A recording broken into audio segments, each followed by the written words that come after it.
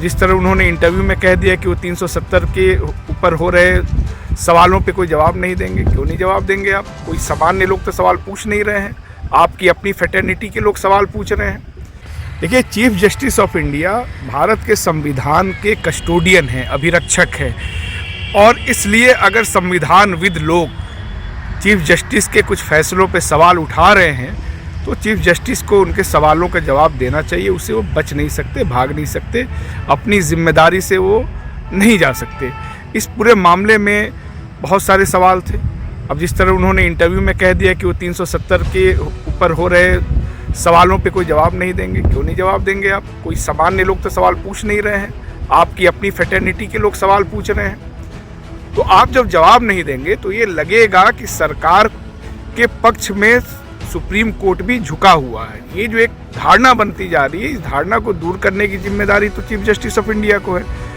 रोहिंटन साहब ने जब 4 सवाल उठाए पिछले दिनों, चाहे वो चीफ इलेक्शन कमिश्नर की नियुक्ति का मामला हो, या विपक्ष द्वारा शासित राज्यों में गवर्नर्स के रोल पे हो, या मीडिया को कर्ब करने की कोशिश हो, या 370 का सवाल हो, तो देश को उम्मीद थी कि चीफ जस्टिस इन सवालों का जवाब विस्तार से किसी इंटरव्यू या किसी सेमिनार के जरिए देंगे।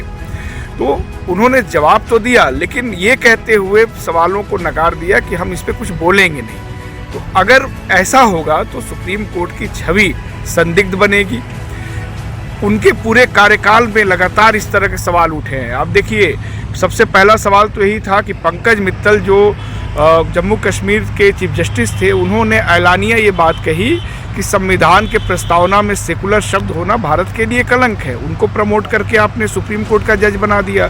जस्टिस अकील कुरैशी सीनियरिटी के आधार पे जज बनना डिजर्व करते थे, लेकिन सरकार के दबाव में आपने उनका नाम कॉलेजियम ने ऊपर नहीं भेजा। उसी तरह विक्टोरिया गौरी, जिन्होंने मुसलमानों और आदिवासियों के खिलाफ, दलितों के खिलाफ, ईसाइयों के खिलाफ हेट स्पीच की है, आपने उनको तमिलनाडु हाई कोर्ट का जज बना दिया। तो ये तमाम सवाल थे जिस पे बात होनी चाहिए थी, और एक धारणा बनती जा रही है कि चंद्रचूड़ साहब के नेतृत्व में प्लेसेज ऑफ वर्शिप एक्ट को सरकार जुडिशरी कमज़ोर कर देगी। ये अगर धारणा बन रही है तो ये अच्छा नहीं है, इनको जवाब देना चाहिए था। इस तरह की अगर नकारात्मक धारणा बनेगी तो जुडिशरी की छवि खराब होगी।